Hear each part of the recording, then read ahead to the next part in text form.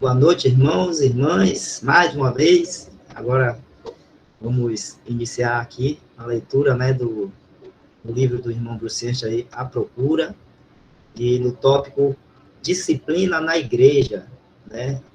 Vamos ler esse tópico aí, fazendo um link aí com o assunto sobre questões de repreensão a irmãos, né, que foi perguntado no sábado passado. Então, a gente vai iniciar aqui. Eu vou fazer a leitura aqui inicial. Não sei se o tamanho aí da fonte está bom para os irmãos. Quer que aumente mais um pouquinho? Os irmãos, o que é que você acham?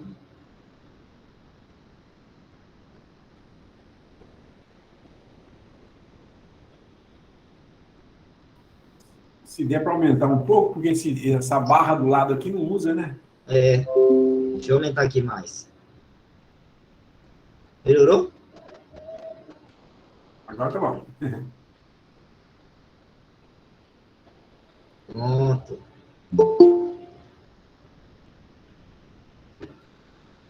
Acho que só tem eu aqui como no link do Só Vai Ser Verdade.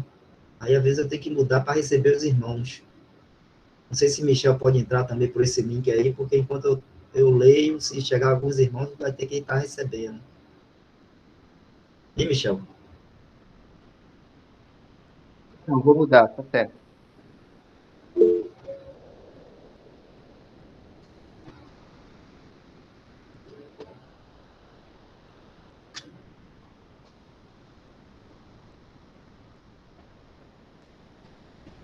Pronto, Michel mudou aí para Só Vai Se For Verdade, então eu vou iniciar a leitura aqui, enquanto ele vai também recebendo aí os irmãos que vão chegando aí na reunião, tá bom?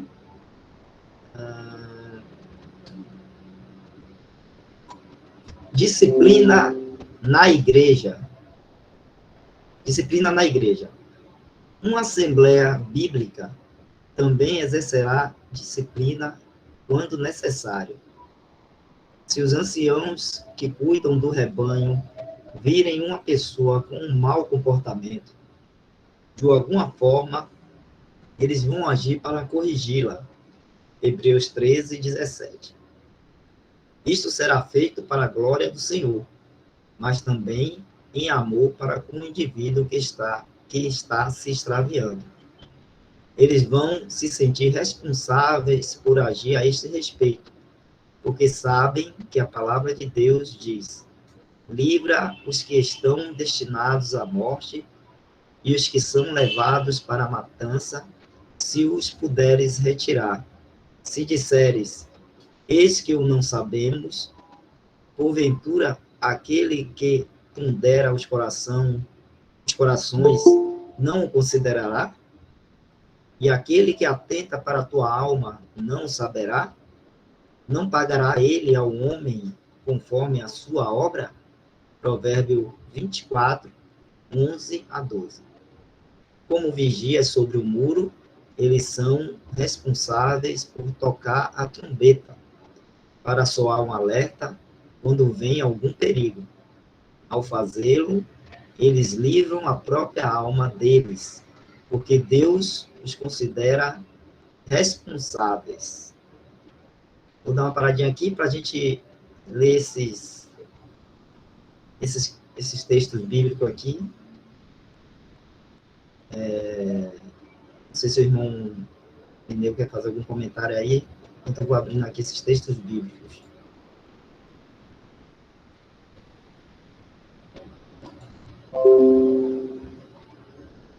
Podemos ler os versículos, né? Para a gente... Sim. Foi Hebreus 13, 7? 13, deixa eu ver aqui. Primeiro Ezequiel 33, 1 a 6. Ah, tá. Ezequiel 33? 33, versículos de 1 a 6. 33, de 1 a 6. Ezequiel 33, de 1 a 6. E veio a mim a palavra do Senhor, dizendo: Filho do homem, Fala aos filhos do teu povo e dize-lhes: quando eu fizer vir a espada sobre a terra, e o povo da terra tomar um homem dos seus termos, e o constituir por seu atalaia, e vendo ele que a espada vem sobre a terra, tocar a trombeta e avisar o povo, se aquele que ouviu o som da trombeta não se der por avisado, e vier a espada, e o alcançar, o seu sangue será sobre a sua cabeça. Ele ouviu o som da trombeta e não se deu por avisado. O seu sangue será sobre ele, mas o que se dá por avisado salvará a sua vida. Mas se quando a atalaia vir que vem a espada, e não tocar a trombeta, e não for avisado o povo, e a espada vier, e levar uma vida dentre eles, este tal foi levado na sua iniquidade. Porém, o seu sangue requererei da mão do atalaia. Agora, Hebreus 13, versículo 17. Hebreus 13, versículo 17.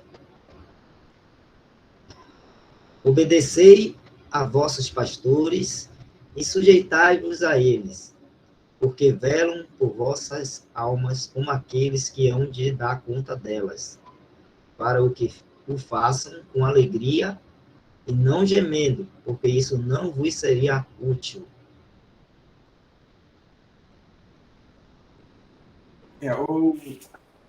O irmão tinha falado na última reunião, no sábado passado, a respeito de falar alguma coisa sobre repreensão, né? Repreender é um verbo usado para você exortar ou falar com alguma coisa de errado que está vendo uma pessoa. Mas eu vi sobre disciplina, porque sempre que se repreensão, isso está envolvendo, logicamente, uma disciplina aí, né? É alguma coisa que está acontecendo de errado e tal. E esse trecho que eu vi aí no livro, é bom para te ter como um guia, né, uma direção a seguir nesse assunto.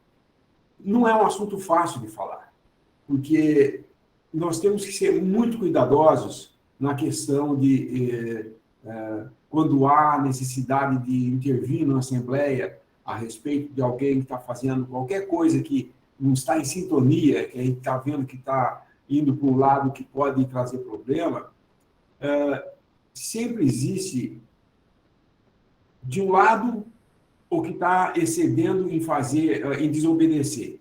E do outro, pode ter um que está excedendo em querer ser aquele que disciplina todo mundo, o legalista, né?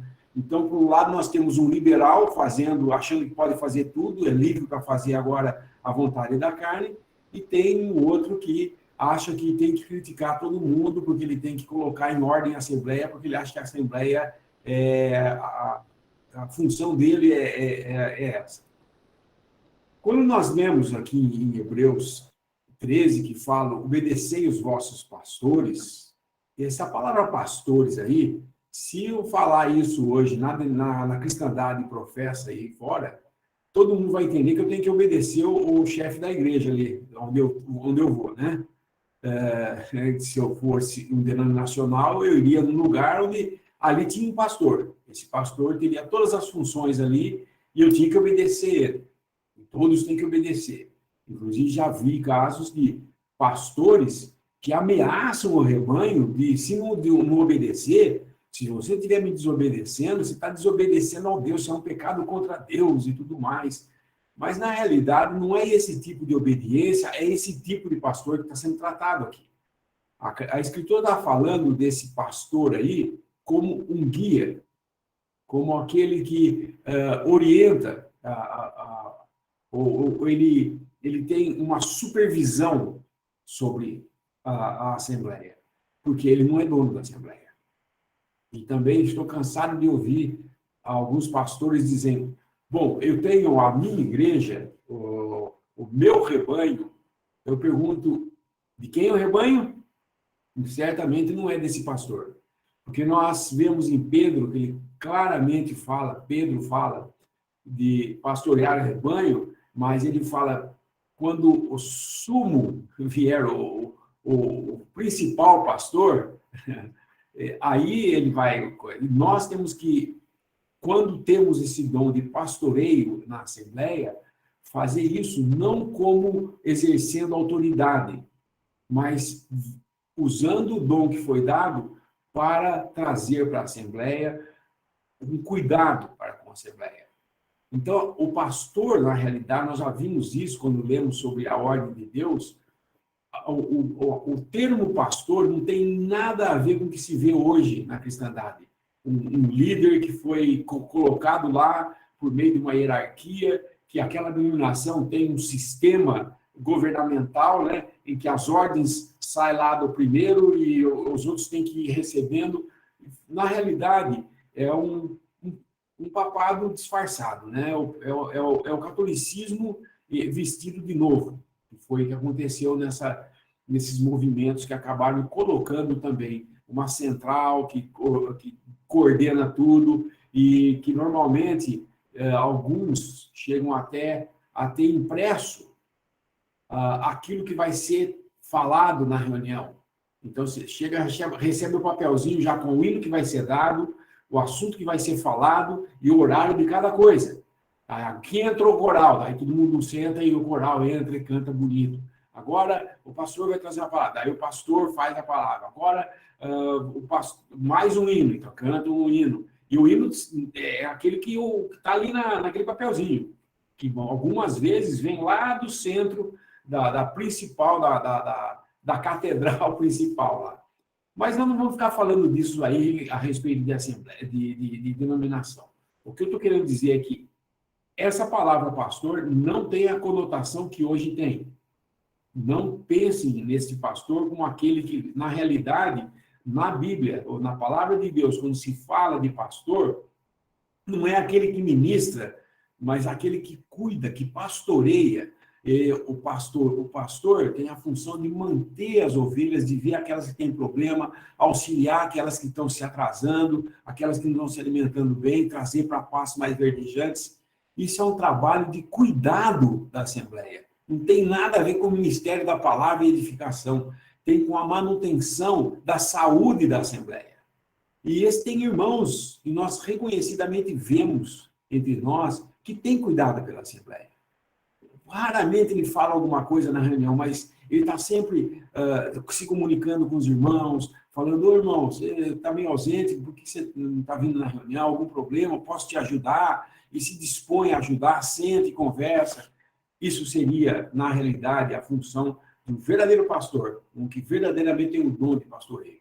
E quando ele mostra aqui em Hebreus 13, é que esses que exercem isso, é aqueles que vão te exortar, que podem, inclusive, te repreender. São irmãos que estão cuidando e eles estão fazendo para o seu bem. Mas há necessidade de ter muito cuidado de que, no fazer isso, a gente não caia para o outro lado. Eu não estou repreendendo, eu estou acusando de problemas, talvez porque eu quero exercer um poderio ali, uma influência nessa Assembleia para ser o notado, né? Que é mais ou menos o que nós vemos acontecer quando João escreve a terceira carta a João, que ele escreve a respeito de um lá que estava querendo exercer a primazia. Ele fazia isso impedindo que as cartas que João escrevia para aquela Assembleia não fossem lidas e não recebia nem sequer aqueles que passavam dentre os que viajavam pregando o evangelho, eram verdadeiros viajantes, eles iam de cidade em cidade pregando evangelhos, e os irmãos recebiam, na cidade onde ele passava, recebiam. O irmão estava acabando de falar, vai ter uma mini conferência, um irmão que está na obra, visita as assembleias, ele está passando ali por uma cidade, os irmãos vão ali, reúnem, vão escutar ele. Isso é um pastoreio, ele está fazendo um pastoreio, ele está visitando assembleias e cuidando da saúde, falando a verdade. Porém, não há liderança nisso aí, ele não comanda vocês não estão debaixo de uma central que está enviando um missionário que está aí agora para estabelecer as regras para vocês viverem como assembleia. De modo nenhum. vocês podem perceber que esses irmãos que visitam, eles pouco se intrometem no assunto de assembleia. Eles nunca falam para a assembleia, vocês estão errados nisso, tem que fazer isso, e dá as regrinhas e imprime para você. Não, ele alerta na palavra, olha, tem isso, ele orienta. Como agora, eu estou fazendo uma coisa aqui que eu estou orientando os irmãos a respeito de um assunto que perguntaram, de repreensão. Isso envolve doutrina, né? Envolve disciplina. Então, esse versículo que fala aqui, tanto do Velho Testamento quanto do Novo Testamento, aquele que tem o dom deve exercer esse dom. Quando é dito que tem um problema, aquele que exerce a liderança, que é um guia, né? Ele tem uma supervisão sobre a Assembleia, ele deve falar, porque se ele se calar, ele também está tendo problema, porque, como nós lemos em Hebreus, né? Ele faz como quem tem que dar contas de si próprio a Deus. É interessante isso. Esse prestar contas, ele fala, ele vela por vossas almas como quem há de prestar contas. Não é que ele vai prestar conta das almas de todo mundo. Muitos falam, o pastor vai ter que dar conta de todas as almas que ele... Não vai. Ninguém pode prestar contas por outra pessoa. Eu não vou poder ser livrado de um problema porque lá nos céus alguém intercedeu por mim, senão Cristo, o único que pode interceder por mim. Homem nenhum pode salvar outro. Eu não posso salvar ninguém e eu não posso ser salvo por ninguém aqui nesse mundo, a não ser pela fé em Cristo Jesus. Então, colocando como base esse começo, a gente vai entender o que significa, por que nós temos que fazer, muitas vezes, agir em disciplina, repreender algum irmão, chamar atenção para algum fato, corrigir algum erro. Por quê? Porque nós velamos pelas almas de nossos irmãos e devemos fazer isso como quem está fazendo, tem que prestar um dia contas ao Senhor. Como quem? Mas muitos usam, está vendo? Eu vou ter que prestar conta, então você tem que fazer, senão eu vou ser culpado. Não. Na realidade, é a responsabilidade pelo dom que tem e exercer esse dom. E eles devem fazer isso com alegria. Você imagina aquele que está velando pelas almas, vai repreender e recebe um troco, uma palavra de repúdio pelo que está sendo falado, começa a acusar que esse irmão está me falando mal de mim, ele está apenas velando pela alma. Então, tem que tomar muito cuidado, não se repreender. A gente, às vezes, sai arregaçando a mão, fala, agora eu vou repreender uma meia dúzia aí que está dando errado, e o padrão de andar certo sou eu. Então, já está errado do começo, né? Eu saí querendo repreender alguém porque não está andando igual a mim. E nunca é isso, irmãos. Aquele que pastoreia, aquele que tem esse cuidado com as almas, ele tem que primeiro estar em comunhão com Deus e saber que quando ele vai tratar de algum problema com algum irmão na Assembleia, ele tem que ir em humilhação, sabendo que ele tem que se cuidar para que ele também não seja tentado na mesma coisa, porque todos nós falhamos em muitas coisas. Então, essa é a importância da gente entender esse assunto para saber como agir no caso de haver a necessidade na Assembleia. Então, vamos continuar nesse parágrafo, o segundo parágrafo. Existem 3 principais, etc.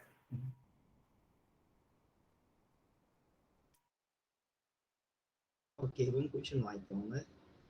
Só uma coisinha, irmão Lineu. Então, aí nesse primeiro parágrafo, o irmão Bruce está falando nessa questão, com relação à questão de disciplina, ele está falando especificamente daqueles irmãos que têm aquela responsabilidade na Assembleia como anciãos ou como supervisores, né? Seria nesse caso, não é isso? Desses irmãos. Que a gente não, vamos dizer assim, a gente não são irmãos que são ordenados, mas são irmãos que são reconhecidos pela Assembleia, que estão atuando, estão tendo esse cuidado, não é isso? Principalmente esses que estão tendo esse cuidado. Agora, isso não quer dizer que um irmão que vê algo errado, e o seu irmão pecando, vai ficar em silêncio porque ele não tem esse dom. Não é isso, não. Todos nós temos responsabilidade um pelos outros. Se eu estou vendo meu irmão errar, em amor eu vou falar com ele, que é o que ele vai explicar aqui. Primeira coisa, nós temos que ir em amor. Nós estamos indo lá no intuito de falar, repreender um irmão, não é no sentido de criticá-lo, ou de rebaixar ele, ou de humilhar ele na frente de todo mundo, o que é realmente uma coisa que é perigosa, porque tem-se muito hoje essa intenção de ficar logo magoado. Você está falando mal de mim, e leva a coisa para o lado pessoal, quando deveria ser pensado assim, não é pessoal, ele está tentando me ajudar. Mais ou menos para a gente entender, né? Quem trabalha num sistema assim que tem sessões em que existem supervisores da sessão, o supervisor vem falar, ele está me perseguindo, mas ele devia entender que o supervisor também tem a sua responsabilidade como supervisor de fazer a coisa funcionar, senão ele tem que responder para o superior dele.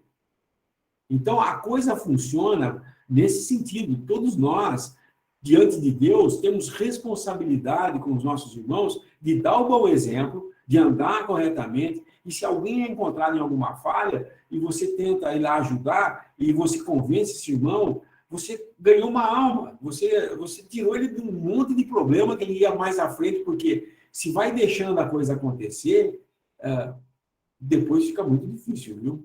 Se a gente não tratar, não se examinar dia a dia, fazer aquele exame, né? Eu não estou falando de fazer introspecção, estou falando daquele exame de confessar os seus pecados. Nós sabemos quando pecamos, ninguém precisa de alguém para me falar que eu pequei.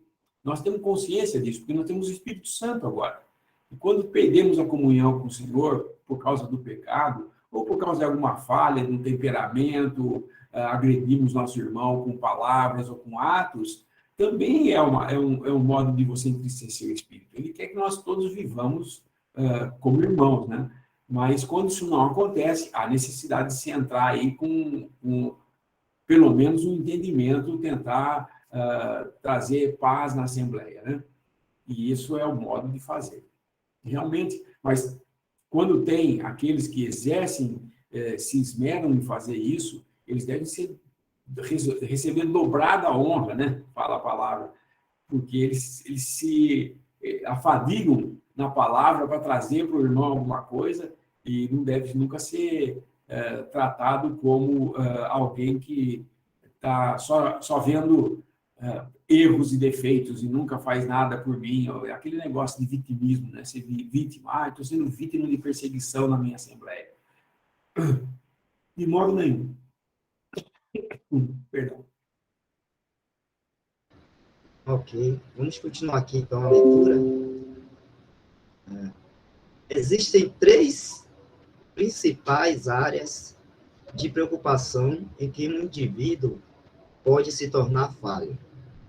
Em cada caso, os que cuidam do rebanho e são responsáveis por manter a santidade e a ordem na casa de Deus vão tentar lidar com o problema antes que ele fique fora de controle.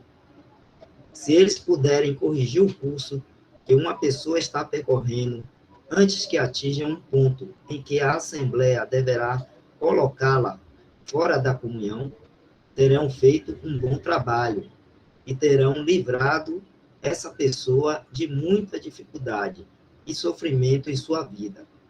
Tiago 5, de 19 a 20. Isso pode ser feito por qualquer um que se preocupe com a pessoa, mas os anciãos supervisores são os principais responsáveis por este trabalho. Por conseguinte, eles vão tomar certas ações preliminares para com a pessoa no erro. Dependendo do rumo no qual a pessoa toma, isso mostra que a maior parte de toda a disciplina da igreja deve ser exercida para com uma pessoa que ainda está em comunhão. Os cenários seguintes dão o procedimento geral. Isso é reconhecidamente difícil de delinear, porque essas coisas não podem ser organizadas como se estivéssemos consultando um manual ou um livro. Cada caso deve ser tratado em seu próprio mérito, e não existem 2 casos idênticos. A Escritura pressupõe que aqueles que fazem este trabalho são pessoas espirituais que irão lidar com esses casos com discernimento espiritual. Gálatas 6, 1 e 1 Coríntios 2, 15.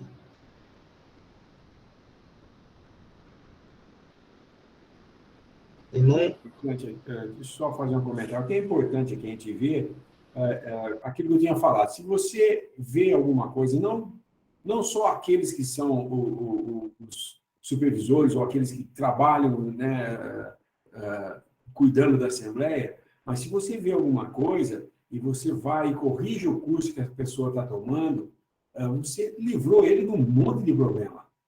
Porque a gente vai... eu sempre uso esse exemplo, essa ilustração.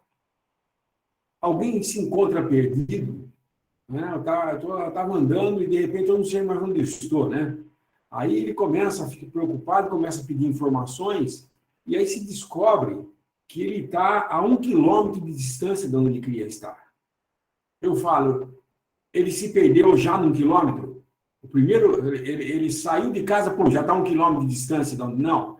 Ele começou indo para onde ele queria ir, e, num certo ponto, ele começou a se desviar e acabou a 1 quilômetro de distância de onde ele queria estar. Então, qualquer desvio começa no primeiro passo, não começa no último passo. Ninguém se perde, de repente, 1 quilômetro, entendeu? Ele, para perder 1 quilômetro, de ficar longe, 1 quilômetro, distante, 1 quilômetro do caminho certo, ele saiu 1 milímetro fora antes, e seguiu nesse 1 milímetro que virou 1 metro, virou 10 metros, e aí foi embora até chegar no 1 quilômetro. Ninguém precisa esperar ficar tão longe que o trajeto de volta seja tão difícil. Pode ser alertado no primeiro milímetro, falar, olha, você está desviando um pouquinho aí, cuidado, eu já fiz isso, não é bom, eu posso dar até o testemunho, e o irmão entende, e você está livrando o seu irmão de problemas. Então, esse sentido de você repreender um irmão, não é no sentido de ser rude com ele, ou de criticar, você talvez não seja nem salvo porque está fazendo isso. Não é esse o ponto. É falar, irmãos, eu podia estar eu também desviando, mas olha, vem aqui, olha o caminho aqui, mostra na palavra, e o irmão vai. Então, isso é muito bom. E ele fala mais uma outra coisa aqui, a pessoa que se preocupa com o próximo. O caráter de um pastor, de uma assembleia, de um pastor mesmo, é aquele que tem amor pelas almas, que se interessa pelos outros. Eu sei que nem todo mundo tem o mesmo tipo de caráter, né, mais expansivo, tem uns que são mais tímidos e tudo mais, mas aqueles que têm esse cuidado, eles saem e fazem isso. Todas as lives, muitos perguntam, irmão, como é que eu faço com uma pessoa? Como é que nós devemos fazer com uma pessoa que a gente fala com ele, mas ele continua do mesmo jeito e tal? Aí cai nesse negócio. Nós precisamos ser muito cuidadosos, porque se eu colocar aqui para vocês um manual do que tem que fazer em cada situação, eu estou fazendo aqui uma série de regras e condutas que são recomendadas como se fosse uma lei. E cada caso é um caso. Por que é assim na igreja? Por que não é como em Israel? Israel era fácil. Olha, tem um aqui colhendo lenha e é sábado. O que diz a lei? Tem que apedrejar. Ponto final. O cara não podia mais... foi pego aqui em adultério. Cadê o outro? O que estava junto? Porque adultério é só em 2, né? Cadê o segundo? Traz ele, apedreja os 2 até a morte. Então, a lei era bem clara, não tinha jeito. Por que na nova dispensação que nós estamos, nessa dispensação atual que estamos, não existem essas regras? Logicamente, não vou dizer que o adultério não é adultério. É adultério. A lei continua valendo, nós não estamos debaixo da lei, mas ela aponta ainda para o homem pecador o quanto ele está longe de Deus e o quanto ele necessita de um Salvador. Mas nós que somos salvos, quando pecamos, nós perdemos a comunhão com Deus. Então, por que não tem escrito todas as regras do que fazer? Nós temos a Escritura. E o que nós temos que ter é exercício, é comunhão e dependência de Deus para entender a Escritura, para buscar na Escritura a resposta para os problemas que nós temos. Para que haja exercício. E quando existe uma assembleia alguma coisa, algum irmão que caiu em alguma falha, e a Assembleia tem que tratar com isso, não pense que o único que está sendo tratado em termos de disciplina é aquele que falhou. A Assembleia está sendo tratada também, porque ela está aprendendo como lidar com o problema. E para isso ela tem que se humilhar diante de Deus, esperar no Senhor, orar, tem que ter exercício com o Senhor, e isso que o Senhor vê. Qual é a função da disciplina? A função da disciplina é restaurar aquele que falha. Não é outra. Por que um pai repreende o filho? Porque ama o filho. Não porque tem prazer em bater nele, ou de disciplinar, ou de dar uma... agora você não vai poder mais fazer tal coisa e dar um castigo lá para ele. Por que ele está fazendo isso? Para que ele volte para o lado certo da coisa e moralmente ele haja como um membro daquela família. Então, há necessidade de disciplina, mas não é para minha glória que, olha, aquele irmão está disciplinando, ele tem poder, você viu? Eu tenho medo dele. Não é isso. Ele está apenas em amor tentando chegar ao ponto em que você vai falar, volta aqui, vem aqui, irmão, vamos andar aqui, ó. E com amor você traz, e os dois saem edificados, porque quando alguém é resgatado, existe júbilo naquele que conseguiu ganhar esse irmão, porque livrou a alma dele de um monte de problemas, que é o que o pecado traz para nós, né? Então, vamos continuar, é muito interessante isso. Ok. Vamos continuar, então. Então, ele fala aqui no finalzinho, né, desse parágrafo que a gente leu, a Escritura pressupõe que aqueles que fazem este trabalho são pessoas espirituais que irão lidar com esses casos com discernimento espiritual. Então, ele começa aqui falando os cenários, né? Uma pessoa mundana, falha em seu andar. Isso pode incluir muitas desordens morais nas quais uma pessoa poderia estar envolvida. 1 Coríntios 5, 11, etc. Aqueles que se importam com o rebanho vão tentar restaurar a pessoa surpreendida em alguma falta, com espírito de mansidão, indo a ela com a palavra de Deus. Gálatas 6, 1 e João? É João, né? João 13, 14. Eles procurarão alcançar o coração e a consciência da pessoa de uma forma gentil e carinhosa, num esforço de convertê-la do curso em que possa se encontrar. Vamos ler os versículos, irmão? Acho que sim, né? É bom, esses versículos falam a respeito disso. Gálatas 6, 1. Vou abrir aqui.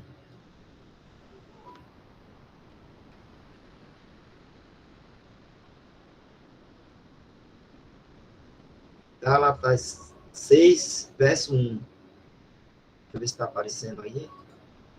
Tá. Irmãos, se algum homem chegar a ser surpreendido em alguma ofensa, vós, que sois espirituais, encaminhai o tal com espírito de mansidão, olhando por ti mesmo, para que não sejas também tentado. Ok. O outro versículo foi João... Deixa eu ver aqui. João 13... 14. João 13, versículo 14. Ora, se eu, Senhor e Mestre, vos lavei os pés, vós deveis também lavar os pés uns aos outros.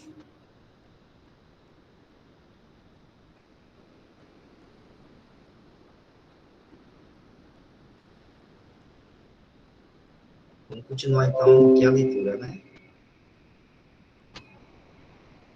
Se isso não alcançar a pessoa, o próximo passo será o de admoestar a pessoa em uma repreensão privada.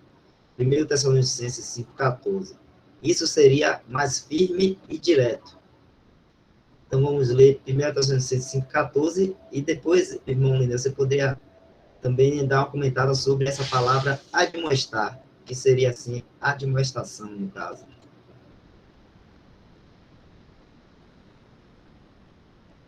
Primeira Tessalonicenses 5:14.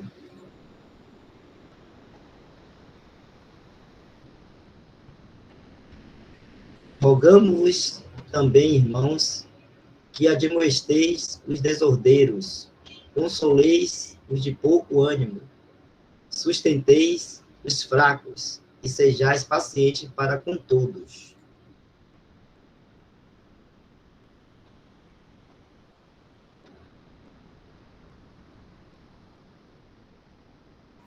A admoestação é no sentido de fazer uma correção de um caminho errado que está sendo tomado.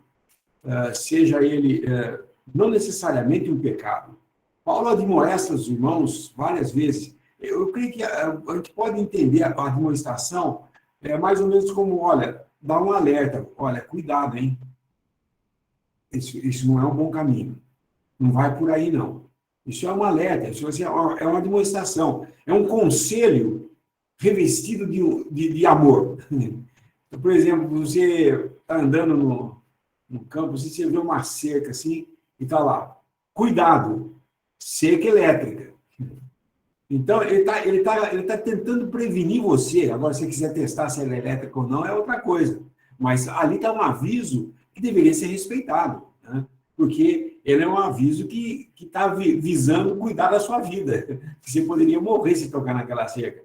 Então, o que a pessoa vê e quer corrigir ou admoestar é no sentido de alertar, olha, cuidado, hein? Porque você já tentou falar com uma pessoa de modo, assim, mansidão, indo com a palavra, com muito carinho. Mas agora você tem que falar, ó, cuidado.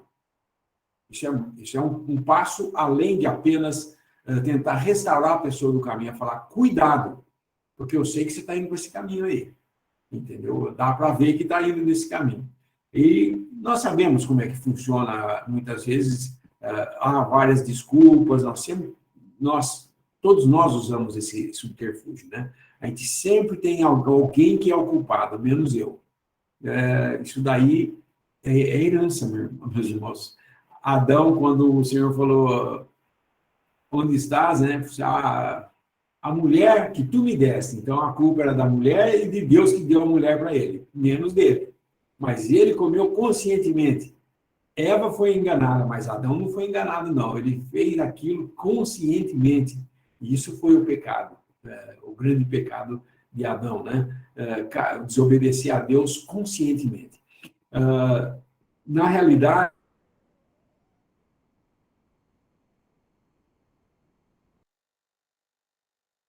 com cuidado e amor ele falar, nós nunca devemos nos ofender com esse irmão, mas entender o lado dele, do que ele está querendo fazer.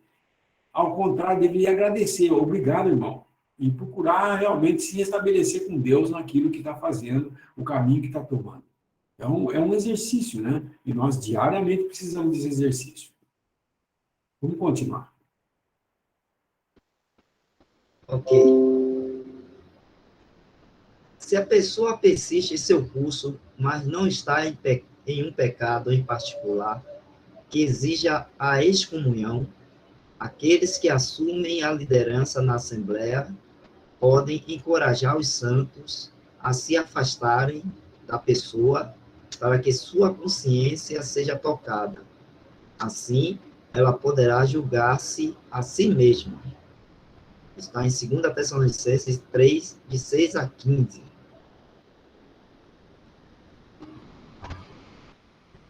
2 Tessalonicenses 3, 6 a 15? Mandamos-vos, porém, irmãos, em nome de nosso Senhor Jesus Cristo, que vos aparteis de todo irmão que anda desordenadamente, e não segundo a tradição que de nós recebeu. Porque vós mesmos sabeis como convém imitar-nos, pois que não nos ouvemos desordenadamente entre vós, nem de graça comemos o pão de homem algum, mas com trabalho e fadiga, trabalhando noite e dia para não sermos pesados a nenhum de vós.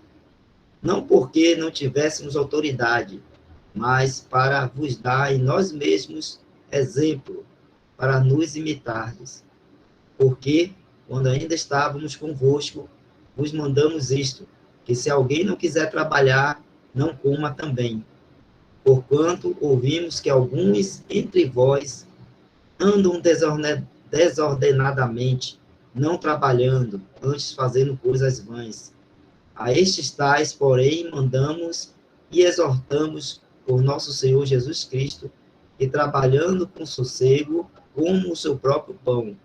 E vós, irmãos, não vos canseis de fazer o bem. Mas se alguém não obedecer a nossa palavra, por esta carta, notai o tal, e não vos mistureis com ele, para que se envergonhe. Todavia, não tenhais como inimigo, mas admoestai-o como irmão.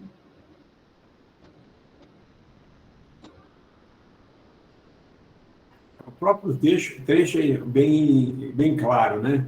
É um irmão que está andando desordenadamente.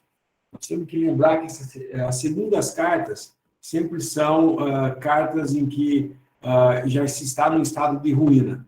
A primeira carta foi escrita alertando o problema, no segundo o problema já está lá estabelecido e aí ele está explicando como agir em tempo de ruína. É assim com 2 Coríntios, é assim com 2 Timóteo, é assim com 2 Tessalonicenses, né? Então, essas cartas falavam, na primeira carta ele estava falando, irmãos, cuidado que isso vai acontecer. Na segunda já tinha acontecido, ele falou, agora vocês têm que agir desse jeito, porque aconteceu. E aqui, o que acontecia com os Tessalonicenses? Na primeira carta, ele falou para eles que eles estavam tendo e sendo ensinados erradamente a respeito da vinda do Senhor. E ele explica que não é assim, antes que havia necessidade primeiro de que o Senhor, nós aguardássemos ser arrebatados para depois ele vir estabelecer o reino e tudo. E estava sendo ensinado lá em Tessalônica de que o homem não ressuscitava. Bom, mas eu tenho que esperar a ressurreição e ela não vai acontecer, por que eu vou trabalhar? Ou se o arrebatamento vier a qualquer momento, por que eu vou ficar trabalhando, me afadigando aí, suando, transpirando para ganhar o pão, se daqui a pouco nós vamos embora daqui? Então, alguns, usando uma má interpretação da palavra, eles pararam de trabalhar e começaram a querer viver só fazendo coisas vãs. Coisas vãs são coisas que em si não são pecado, mas que também não edificam em nada e não traz nada não adiciona nada na vida do cristão. Então, nesses casos, Paulo instruía a que se afastassem dessas pessoas que não queriam trabalhar. Eu não estou falando aqui de desempregado, como hoje temos pessoas desempregadas, mas por causa da situação econômica que o mundo está passando e tudo mais. Mas, mesmo assim, aqueles que são desempregados, eles procuram fazer alguma coisa para ganhar o dinheiro aqui, para ajudar ali, fazer alguma coisa e tal. Mas nós conhecemos que tem aqueles que ficam só sentados esperando que caia do céu, que alguém venha e ajude, e não move uma palha, entendeu? Ele fala, se alguém não quiser trabalhar, que também não coma. Olha, se isso falar hoje, o Paulo seria preso só de falar isso, né? Ela está desprezando o pobre, mas não é isso, ele não está falando de pobre, porque, na realidade, pobre é um conceito muito relativo mesmo, gente. Se vocês pensam que, por exemplo, um cara que tem 3 carros na garagem e tudo mais, ele está achando que para ele está tudo bem, não precisa mais. Não, ele quer ganhar mais, porque ele acha que aquilo é pouco, porque o vizinho dele tem um helicóptero, ele não tem. O vizinho dele tem uma lancha, ele não tem. Então, ele vai trabalhar para ter essa lancha. Então, isso é cobiça. Agora, se você souber que viver com aquilo que você está vestido e o que tem para comer está bom e vem do Senhor, obrigado. E se vem mais, obrigado, mas não pode querer ganhar mais. Não é o amor ao dinheiro é a raiz de todo mal. Não é o dinheiro em si. Mas é necessário que a gente trabalhe, porque do nosso suor é que nós temos que nos sustentar. Porque isso foi o que Deus falou para Adão.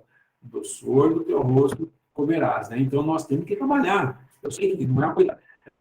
às vezes é estafante, você está cansado, chega em casa, ainda tem os problemas da família e tudo. A esposa também, o dia inteiro com as crianças e tal, ela também, às vezes, tem que trabalhar. Não é fácil, mas se nós temos o Senhor, é muito fácil.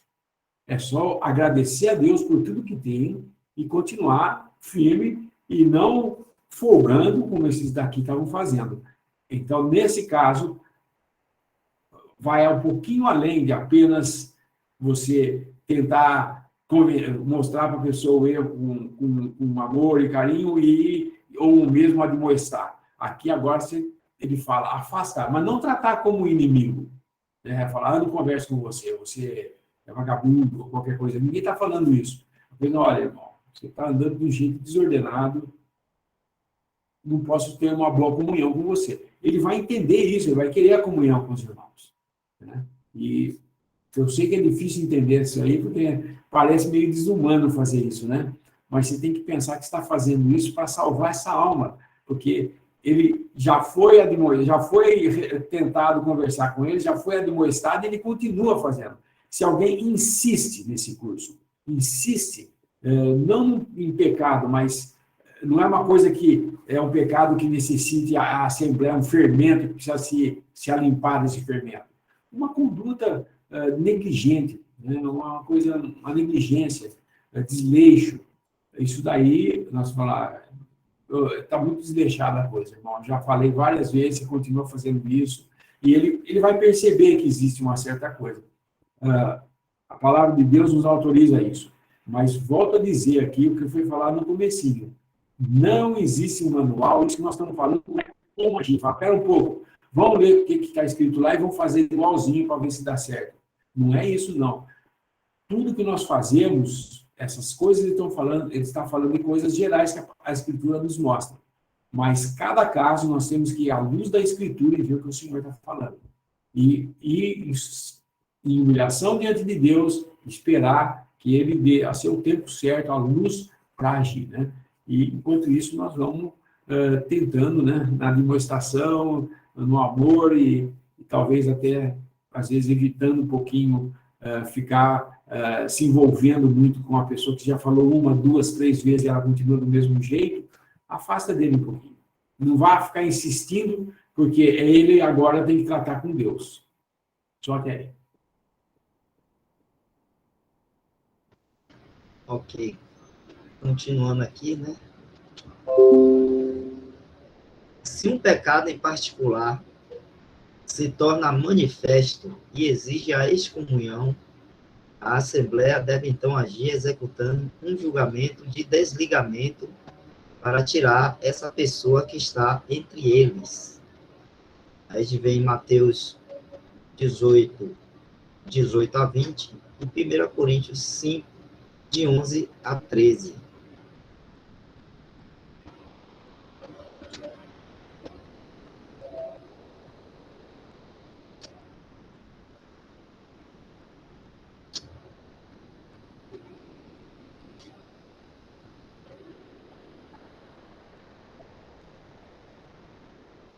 Mateus 18, 18 a 20 fala: Em verdade vos digo que tudo que ligardes na terra será ligado no céu, e tudo que desligardes na terra será desligado no céu. Também vos digo que se 2 de vós concordarem na terra acerca de qualquer coisa que pedirem, isso lhes será feito por meu Pai que está nos céus.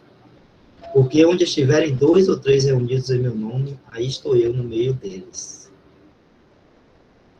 O outro versículo, foi 1 Coríntios 5, de 11 a 13.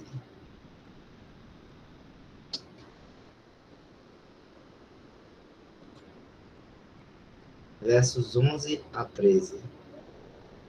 Mas agora vos escrevi que não vos associeis com aquele que, dizendo-se irmão, ou devasso, ou avarento, ou idólatra, ou maldizente, ou beberrão, ou roubador, com tal nem ainda comais. Porque que tenho eu em julgar também os que estão de fora? Não julgais vós os que estão dentro? Mas Deus julga os que estão de fora. Tirai, pois, dentre vós a esse iníquo.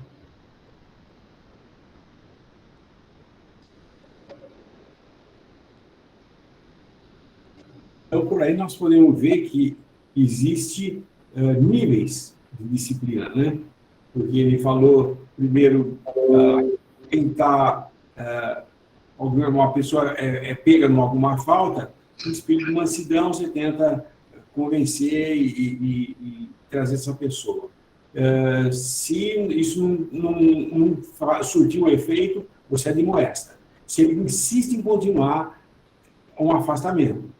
Mas quando existe um pecado manifesto que exige, é necessário que haja uma ação de disciplina, de desligar ou ligar uma ação aqui na Terra, né, de tirar essa pessoa para fora de comunhão, aí é porque a Assembleia tem que se limpar desse pecado, porque ela está contaminando, e a santidade na casa de Deus é que está sendo tratada aqui agora.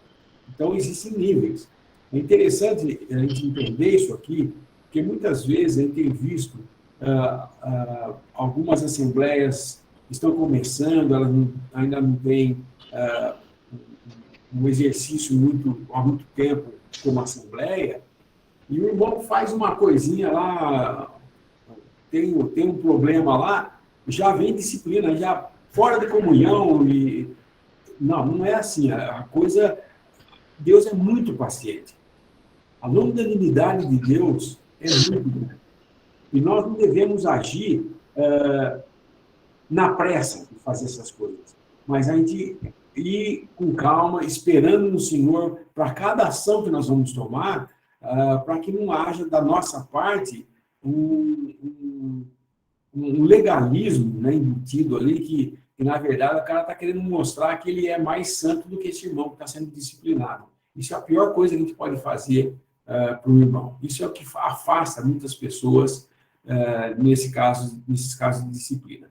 Agora, quando chega num ponto em que é um pecado confessado, a pessoa confessou realmente, olha, eu roubei tal coisa, sabe? Isso, o roubo é uma coisa que está claro, que não pode ser aceito como uma coisa normal, né? Só na cabeça de alguns, atualmente, que acham que roubar um celular não é nada, na Califórnia mudaram a lei agora, né? Na Califórnia, por exemplo, se você entrar numa loja e pegar qualquer item dessa loja que seja menos do que, acho que são $900, você não pode ser preso. Isso não é considerado crime. Você apenas precisava desse negócio. Então, o que está acontecendo? Vira e mexe, você vê alguém entrar na loja, pega um celular de menos de $900, pega um celular, põe no bolso, vai embora e o dono não pode fazer nada, ele perdeu o celular. Quer dizer, não é roubo.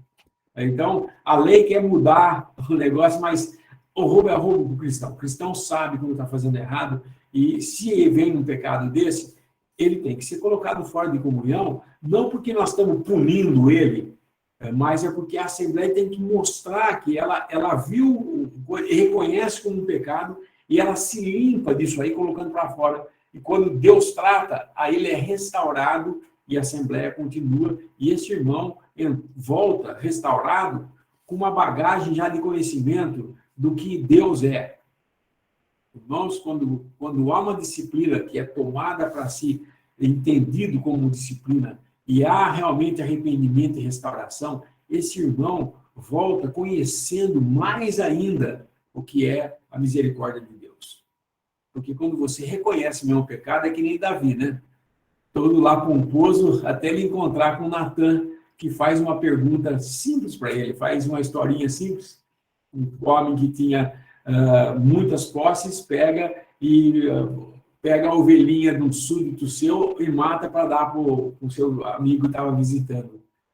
Ele fala, o que eu faço com um homem desse? Ele já deu a sentença, que o tal pague com a vida, esse homem é você. Pum, desmoronou o castelo dele. A hora que ele percebeu que era ele que tinha feito isso, né? Porque ele estava pensando que, como rei, ele podia fazer todas aquelas coisas. Mas o Salmo 51 mostra realmente o que ele entendeu. Contra ti somente pequei. E ele confessa o pecado e é restaurado. Então você vê um Davi, depois disso, agindo com muito mais dependência de Deus e sofrendo um juízo. Porque ele não pôde nem sequer construir o templo que ele pensou em construir para Deus. Ele teve boa intenção, mas Deus falou, não é você que vai construir, não. O seu reinado vai ter guerra até o fim. Só depois que tiver paz, seu filho vai construir esse templo. O que é isso? É uma disciplina de Deus para um pecado já confessado de Davi. Mas a disciplina continua. Muitos falam assim, bom, mas ele pecou, tá certo, ele errou. Reconheceu que errou. Chorou bastante, está arrependido e confessou para a gente. Por que eu preciso colocar ele fora de comunhão? Ele já não está restaurado? Não, irmãos. Não é isso. Ele tem que passar pela disciplina, porque a disciplina continua. O fato da confissão não me livra da pena. Apenas eu falo, sim, eu fiz mesmo e eu estou pronto para receber a disciplina. E fica lá o tempo que tiver que ficar e aprende. E o Senhor ensina desse modo, porque o propósito dele é fazer com que a santidade que é de Deus, a santidade divina, a santidade de Deus seja preservada. Nós andamos em terreno santo, nós pisamos em solo santo. Moisés, quando viu a sarça ardente, começou a se aproximar e falou, não chegue mais perto que você está pisando em solo santo. E nós, na Assembleia, nós estamos na própria presença de Deus, irmãos. Isso é solo santo. E nós, pecando hoje, nós pecamos na luz. Porque nós não estamos nas trevas mais. Nós fomos trazidos da treva para a sua maravilhosa luz. E hoje andamos na luz. E se pecamos, pecamos na luz. É pior do que pecar nas trevas. Porque está na luz, já sabe que é a verdade. Mas se peca, ele tem que realmente entender o que é. E quando entende e é restaurado, irmãos, ele tem muito mais consciência do que é a santidade de Deus e o quanto que nós éramos, o que nós éramos e agora o que nós somos em Cristo Jesus. Isso encerra todo o assunto de santidade na casa de Deus que convém a todo crente. E quando existe a necessidade de disciplina, é para que a Assembleia se alimpe do fermento, porque um pouco de fermento leveda a massa toda. Ou seja, se é permitido no meio, a Assembleia não toma decisão, o Senhor tem que vir e agir em disciplina. Que foi o que aconteceu em Coríntios. Foi lido aí 1 Coríntios 5, que Paulo fala, vocês ainda nem sequer se entristeceram pelo fato de ter um homem fazendo isso, coisa que nem os gentios fazem. E vocês estão com esse homem fazendo, e o que vocês estão fazendo? Estão partindo o pão, cada um do jeito que quer, alguns se embriagando na ceia, tem um grupo falando, eu sou de Paulo, eu sou de Pedro, eu sou de João, eu sou do que mais, e tem um homem no meio de vocês cometendo um pecado pior do que adultério, porque ele está dormindo com a madrasta dele, nem assim, você está sendo aquele que está fazendo a esposa do seu pai cometer adultério, você acha que está correto isso?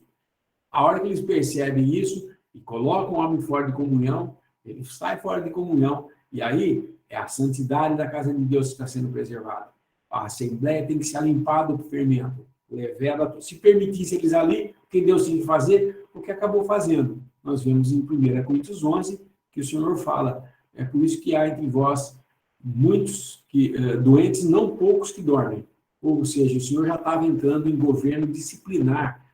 O governo de Deus vem e disciplina o cristão quando ele persiste em andar através de doenças ou através da própria vida, perder a própria vida.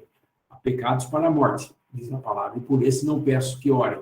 Esse pecado para a morte é quando o cristão insiste em fazer o pecado, o Senhor fala, é um mau testemunho na terra, eu vou tirar daí. E tira da terra. Tá bom? Só até aí.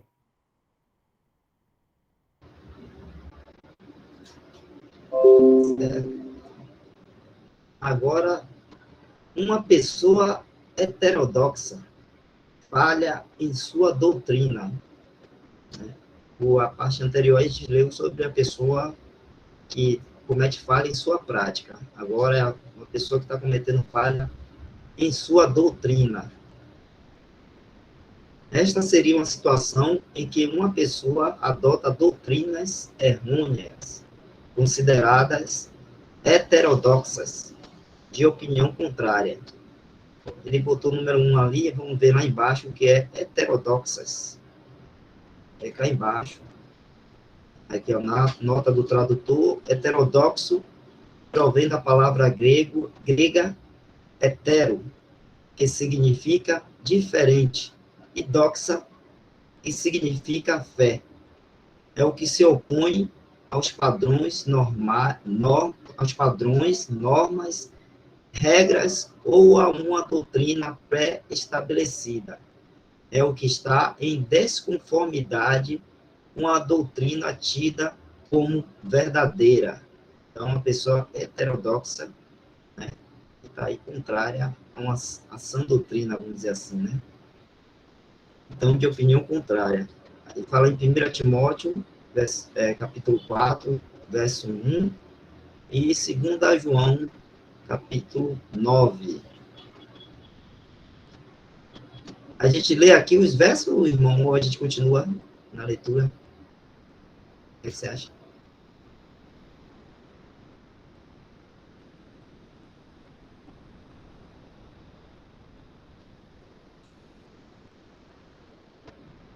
Não está saindo a voz, entendeu? Microfone. Se você quiser que eu leia, assim você não precisa ficar mudando a tela. Pronto. Então, aqui, ó, segunda João 9. Todo aquele que prevarica e não persevera na doutrina de Cristo não tem a Deus. Quem persevera na doutrina de Cristo, esse tem tanto o Pai como o Filho. Então, é a sã doutrina. Você carregar a má doutrina, né? Você ensinar a má doutrina. Ok. Continuando a leitura. Os responsáveis na Assembleia tentarão corrigir o indivíduo de seu erro e adverti-lo a não ensinar outra doutrina que não seja a ortodoxa, de opinião igual. 1 Timóteo 1,13. Então, ó, ortodoxa, a gente viu que é heterodoxa. Ortodoxo provém da palavra grega ortos, que significa reto, e doxa, que significa fé. É o que está em conformidade com a doutrina tida como verdadeira. Ok? É o oposto de heterodoxo, né? E o versículo que ele cita aí é de 1 Timóteo 1,3. Fala assim: como te roguei, quando parti para a Macedônia, que ficasses em Éfeso, para advertires a alguns que não ensinem outra doutrina. Então, advertir sobre não ensinar outra doutrina. Ok. Continuando. Se a pessoa insiste em ensinar suas ideias errôneas na Assembleia, a Assembleia é responsável por julgar os seus ensinamentos e chamá-la a ficar em silêncio nas reuniões. 1 Coríntios 14, verso 29.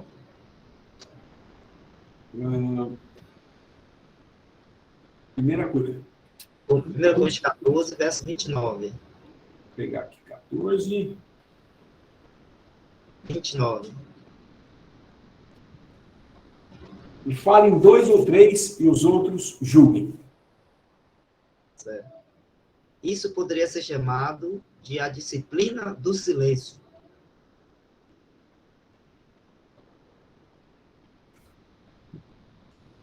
Já ocorreu, irmão, de haver irmãos serem colocados nessa disciplina? Já sim. Alguns que começam a usar o versículo, pegam o versículo da Bíblia e usam o versículo, mas totalmente fora do contexto, para então vir com uma ideia baseada nessa interpretação que ele teve.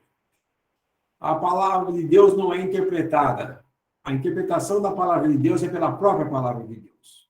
Então, para vocês entenderem, aqui nós tivemos um caso muito no começo entre nós, e depois surgiram outros, mas o primeiro que ocorreu, só para entender onde chegou a coisa. Essa pessoa, né, eu não chamo nem de irmão, porque depois ele foi saiu bravo e tudo mais. Mas ele falava assim, o versículo é: já não sou mais eu que vivo, mas Cristo vive em mim. Está vendo? Esse versículo está falando que já não sou mais eu que vivo, mas Cristo vive em mim. Portanto, eu sou Cristo. Tá? Então, ele falava que ele já tinha atingido um estágio em que ele era Cristo vivendo, não era mais ele. E tudo que ele fazia era Cristo fazendo. E quando nós alertamos várias vezes conversando, ele insistia nisso. Até que chegou um ponto em que ele falou, espera um pouco, mas isso não é isso que esse versículo está falando. Não é isso que esse versículo está falando. Porque se você já é Cristo, então já chegou a ressurreição. Não, mas não é isso. Como não? Se já é Cristo que está fazendo, já ressuscitou. Cadê a carne? A carne está aqui ainda. Ele não aceitava isso, não aceitava, ficava falando várias vezes, até que chegou um ponto em que nós falamos que ele não devia ensinar isso entre os irmãos, ele continuou ensinando, não na reunião, ele falava com as irmãs mais novas e com os novos convertidos, e ficava falando essa doutrina. Nós chamamos ele e falamos, você está fora de comunhão, colocamos ele fora de comunhão. Ele saiu batendo o pé, limpando, né, tirando o pó do pé, como o senhor falou para aqueles que já haviam sido enviados, e se numa cidade não for recebido, tira até o pó dos pés daquela cidade, né? E ele fez isso, como se ele estivesse sendo tirado, expulso da cidade, da Assembleia. Não, você pediu isso. Nós falamos para parar de falar essa doutrina, você continua ensinando e querendo mostrar para todo mundo.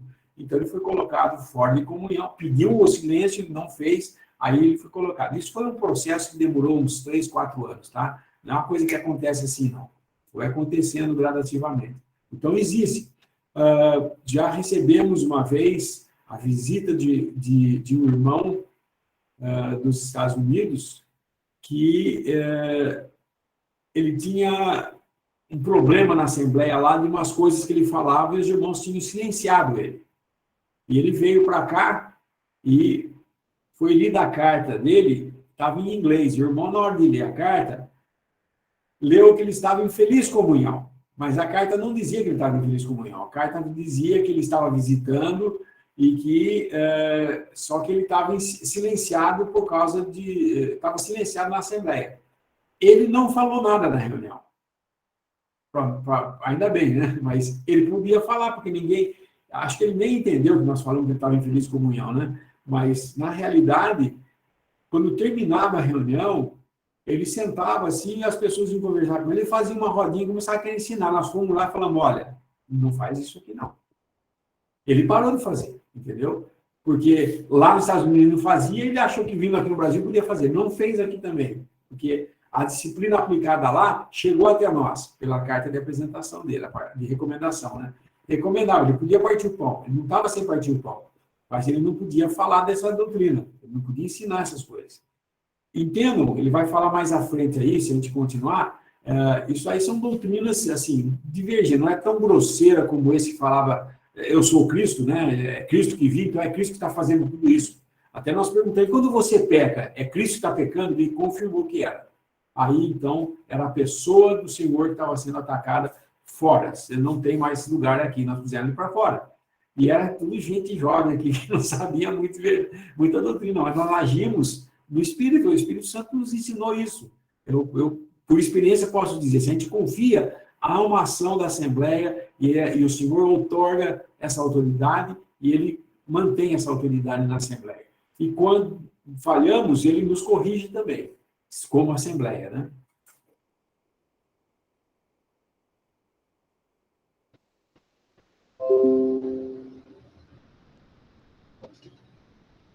Próximo ponto aqui é: se as doutrinas da pessoa são de natureza blasfemas, tocando a pessoa e a obra de Cristo, a Assembleia deverá tirá-la de comunhão. O apóstolo Paulo fez isso com Emineu e Alexandre, entregando-os a Satanás, para que aprendam ou sejam ensinados por disciplina a não blasfemar. 1 Timóteo 1:20. A Assembleia não pode entregar alguém diretamente a Satanás, como um apóstolo podia fazer, mas pode colocá-la fora de sua comunhão, onde Deus julga. Então, nesse caso aí, o irmão Lineu até deu um exemplo aí também, né? E aí, é o caso quando ataca a própria pessoa do Senhor Jesus e a Assembleia tem que tirar de comunhão. É isso mesmo. Exatamente. Quando ele chegou no ponto que ele afirmou que se ele pecasse, não era ele mais, era Cristo, então, se viesse a hipótese, assim, nem hipótese pode pensar, né? Mas a coisa foi mais séria do que isso, né? Porque nós pusemos ele na parede de tal modo que chegou um ponto que ele não podia mais falar nada, porque a esposa dele estava junto nessa história, né? E aí nós tivemos que chegar ao ponto de falar, mas espera um pouco, sua esposa também crê isso, crê. Então ela também é Cristo que vive nela, mas ela não vive mais? É. E o filho que vocês tiveram, é pecador ou não? Eles tiveram um filho. Aí ele falou, não, vocês estão querendo complicar a coisa. Não estão, você que está falando besteira, né? E ele não aceitou, ele continuou. Então aí nós colocamos fora. Realmente, existe, às vezes é sutil, não é tão escancarado como esse homem fez, né? Entre nós aqui, mas às vezes é sutil. Então, divisões que houveram no passado eram coisas sutis, mas que tocavam na pessoa do Senhor, ou na sua filiação. E é interessante, todas as más doutrinas que levam à divisão grande entre os irmãos, elas são doutrinas ou que atacam a filiação eterna de Cristo, a humanidade de Cristo, ou que atacam a eternidade dele, né? Ele sendo eterno. Falando, ele passou a existir quando nasceu, ou ele não era o filho de Deus, ele passou a ser filho de Deus. Essas coisas assim que nós vemos várias denominações abraçando essas má doutrinas. Ok. O próximo ponto. Se os santos entram em contato com tal pessoa, na profissão cristã em geral, eles devem se afastar dos tais que têm ensinamentos errôneos e que pervertem a fé dos santos. Isso é falado em 2 Timóteo 2, do verso 16 ao 19.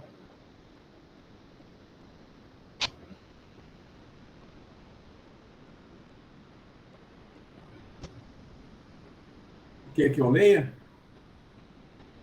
Você pode ler, irmão? 1 Timóteo 2 Timóteo 2, 16 a 19. 2, 16 a 19. Mas evita os falatórios profanos, porque produzirão maior impiedade, e a palavra desses roerá como gangrena, entre os quais são Himeneu e Fileto, os quais se desviaram da verdade, dizendo que a ressurreição era já feita, e perverteram a fé de alguns. Nós chegamos nesse ponto com ele. Então, a ressurreição já foi feita. E não foi, né? Então, vamos ver o próximo agora. Bem, então a gente está aqui no último que seria uma pessoa que causa divisão, herege em seu espírito. E aí termina aqui, né? Acho que dá tempo a gente ler esse aqui. A gente vê uma pessoa que tem práticas, a outra que falha em sua doutrina, falha em sua prática, e agora um herege em seu espírito, uma pessoa que causa divisão. Vamos lá. Esta é uma pessoa que cria uma partição na Assembleia, tendo espírito partidário em alguma causa. Este é mais do que um mal eclesiástico, e geralmente é o mais difícil de detectar-se entre todos os males. J.N. Darby disse: impiedade eclesiástica é sempre a pior. Uma vez que isso é prejudicial para a saúde da Assembleia, deve ser tratado. Os irmãos devem identificar e evitar aqueles que provocam divisões e escândalos na reunião. Nota: isso não quer dizer note os que seguem em divisões, mas aqueles que causam divisões. Isto significa que devemos distinguir entre os líderes e os liderados, quando o espírito de partidarismo surge na Assembleia. Continuando. Aqueles que levantam questões que dividem os santos, muitas vezes fazem isso liderando uma rebelião contra os que tomam a liderança na Assembleia. Ao que peca por trazer acusações infundadas contra um ancião, a Assembleia deve repreendê-lo na presença de todos. 1 Timóteo 5, 19 a 20. A repreensão pública está ordenada para quando alguém divide os santos em posições partidárias. Gálatas 2, de 12 a 14. Vou continuar aqui até o fim, que já está terminando. Então. Se a pessoa continua a propagar suas discussões e a dividir o rebanho, a Assembleia tem motivos para excomungá-la. Semear discórdia entre os irmãos é uma abominação ao Senhor. Provérbios 6, do verso 16 ao 19. E algo que é abominável ao Senhor não deve estar em comunhão à sua mesa. Por conseguinte, a pessoa deve ser colocada fora de comunhão. Se alguém da Assembleia se encontra com um líder de uma divisão que foi colocado fora de comunhão, ou que tenha saído com seu grupo, os irmãos devem admoestá-lo, mais uma vez, Tito 3,10, né? Se ele tiver qualquer outro encontro com esse líder, os irmãos devem evitá-lo, porque ele está pervertido, Tito 3,10. E aí termina aqui o capítulo.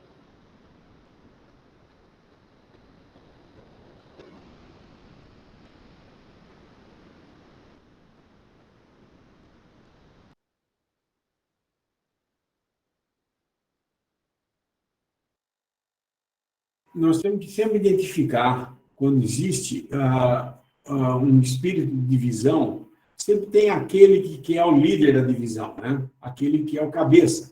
Ele tem um espírito de divisão. Ele quer fazer divisão. Que é o que Paulo falou com os anciãos de Éfeso, que o dia que ele saísse, de entre vós surgirão homens que procurarão buscar seguidores e levar após si essas pessoas. Isso é o caráter do herege, né? Ele quer dividir. Heresia não é má doutrina. A heresia é a divisão, é dividir aquilo que o Senhor não queria que fosse um. E, logicamente, que a maior parte das divisões ocorreram por uma má doutrina. Então, acabou-se usando a palavra heresia como sinônimo de má doutrina. O cara é um herético. Uma pessoa herética é uma pessoa que divide, que tem um espírito de divisão. E a divisão geralmente é provocada por má doutrina. Mas existiam divisões de outro caráter também. Mas aqui o que ele está falando é que nós devemos ficar alertas de que nós não é notar os que seguem, os que vão para a divisão, mas quem levou, quem liderou essa divisão, o cabeça disso aí. Esse nós devemos evitar. Nós não temos que conversar com ele ou tentar convencer ele de nada. Se ele causou a divisão, é fora e só Deus mesmo para trazer ele de volta, porque se depender da Assembleia, não volta, ou como um todo. Porque se ele não é recebido na Assembleia que dividiu, ele causou uma divisão em tudo. Porque em qualquer lugar no mundo, se é, por exemplo, uma pessoa influente, que todo mundo gosta, né? E, de repente, ele tem um problema, é colocado fora de comunhão por má doutrina, ele vai ser excluído de toda a Assembleia, em todo lugar. Porém, se ele se gosta muito do que ele fala, se ele tem ouvintes e seguidores, em todo lugar no mundo onde tem assembleias que ouvem ele, não vão concordar com a disciplina e vão tomar o lado dele. É aí que ocorre uma divisão escancarada, né, que a gente vê. Então, irmãos, uma disciplina numa assembleia, ela tem efeito para todas as assembleias e afeta todas as assembleias em todo o mundo. Então, não é, por exemplo, em Limeira, só pusemos o irmão tal, o irmão Lineu foi colocado fora de comunhão. Mas vocês gostam muito de mim e eu vou continuar na live ensinando com vocês aí, porque é só em Limeira que eu estou disciplinado? Não, eu não participo mais nada, eu não entro em mais nada das lives de vocês como um irmão. Isso eu posso até assistir, mas eu fico em silêncio lá e não tenho nada a ver de participar ou dar palpite ou falar com qualquer um. E nenhum de vocês tem que falar comigo. Vocês não precisam vir me buscar, não. E falar, vamos dar um suporte para trazer de volta. Não, não é esse o caminho. Porque eu causei uma divisão, se eu fui colocado por causa disso. Então, é muito sério a divisão. Porque ele fala que isso é uma abominação para Deus. Eu provocar uma divisão na Assembleia, sabendo que eu estou dividindo, mas eu quero fazer valer minha vontade, isso é uma abominação a Deus. Deve ser tratado como um pecado extremamente... E é muito difícil, viu? Pôr o dedo, apontar o dedo nesse problema de um espírito herético é muito difícil. Geralmente, os heréticos são, a gente usa a expressão, são muito lisos. É que nem um bagre, você não pega na mão, não. Ele escapa e sai, é que nem sabonete. Você não pode abraçar, você não pode abaixar porque está com dor nas costas, o sabonete vai cair, você fica naquele desespero de pegar. Escorrega, é escorregadio. Essas pessoas são extremamente escorregadias. E não pense em você que vão conseguir persuadir ele, porque isso aí agora está na mão de Deus, e é Deus que vai cuidar. E, no caso de divisão desse tipo, nós já vimos vários que seguiram algum herético nesse sentido, né? E eles viram depois o erro e voltaram. Mas o herético, eu não me lembro de nenhum deles que tenha feito uma divisão e tenha voltado e se arrependido. Não me lembro de nenhum. De tudo que eu li na literatura sobre divisões, nunca vi um que, o irmão tal causou divisão e depois ele se arrependeu e voltou. Não. Ele seguiu uma divisão de alguém que causou, aí ele viu que estava errado e voltou, isso sim. Mas ele ser a causa da divisão é muito difícil. Mas pode existir sim, a misericórdia de Deus chega até lá, sim, viu? Ok, já passamos aqui no nosso horário, mas o irmão José Newton levantou a mão aí. Tem uma pergunta, irmão?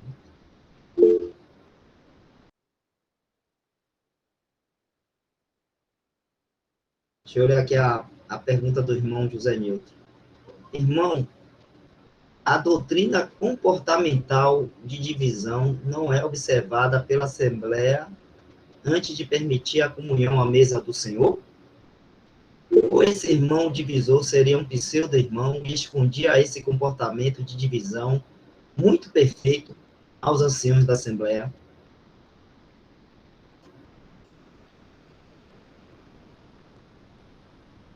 Entendeu aí, não? Eu cliquei no lugar errado. Olha, os pecados de alguns se manifestam imediatamente, outros demoram um tempo para manifestar, mas certamente sempre se manifestam. Muitos que causaram divisão não necessariamente eram aqueles que negavam a divindade de Cristo, sim, mas já surgiram divisões por questões banais, gente. Surgiu divisão porque achava que o batismo tinha que ser por imersão e não por aspersão, o outro tinha que ser por aspersão, então foi lá, batista, eu sou batista. Eu dou um exemplo só, né? Não é a lógica, a única causa. São coisas assim que não são fundamentais de coisa. Você pode ter alguma coisa na doutrina que você parece um pouco diferente do outro, mas tudo bem, é só não impor o que você está pensando. Agora, eu não posso ter escondido uma ideia, nunca ter falado para nenhum irmão, mas eu acho que Jesus Cristo não era Deus, sabe? Mas eu não vou falar nada e não vou ensinar ninguém. Você pensa que eu vou durar na Assembleia? Não, vai chegar um dia que... Porque não tem jeito. Quem tem um espírito herege, ele vai soltar a sua má doutrina um dia. Porque é a vontade dele, é o espírito dele. E um verdadeiro herege, no sentido como o Newton falou, é realmente um falso cristão. O anticristo, ele virá fazendo uma obra que vai beirar manifestações divinas, viu, gente? Ele vai fazer coisas tão espetaculares, tentando enganar, se possível, até os escolhidos, que é o remanescente fiel judeu, que vai estar aqui nos 7 anos de tribulação, né? Ele vai fazer uma estátua para a besta, como querendo dizer, olha, vocês têm que adorar a besta, mas quem quer ser adorado é ele. E ele não está falando isso. Quando finalmente ele faz e coloca o número da besta, todo mundo que se dobra para essa besta, ele imediatamente toma o poder e passa a se querer assentar e ser um Deus aqui na Terra. É quando o Senhor vem e toma as rédeas do negócio aqui, julgando o anticristo e julgando a besta, e eles dois vão inaugurar o inferno. Porque até agora o inferno está vazio. Ninguém está no inferno. No lago de fogo de enxofre, ninguém está lá ainda. Quem vai inaugurar vai ser a besta e o anticristo. Depois, no final do milênio, vai ser complementado com Satanás e seus anjos e todos os que morreram em seus pecados sem terem obtido justificação pela fé no que Deus disse. Não sei se eu respondi a pergunta, mas...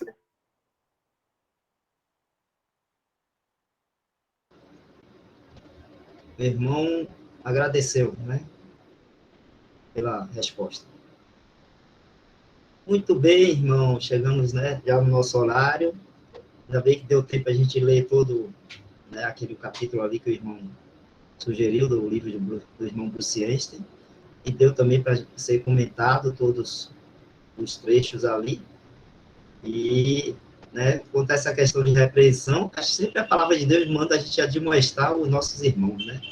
A admoestação sempre vamos dizer assim, a forma como a palavra de Deus nos ensina de a gente nos dirigir ao nosso irmão quando a gente quer ou corrigir, ou dar um conselho, né? De uma forma, na forma de admoestação, porque a admoestação, ela subentende-se aí, ela está baseada no amor, né? Não é isso? Então, foi muito bom hoje a gente comentar sobre essas coisas e aprender mais um pouco, né, das coisas do Senhor. Vou encerrar aqui a gravação. Deixa eu acabar aqui. Obrigado a todos. Boa noite. Espera aí que eu vou só encerrar a gravação.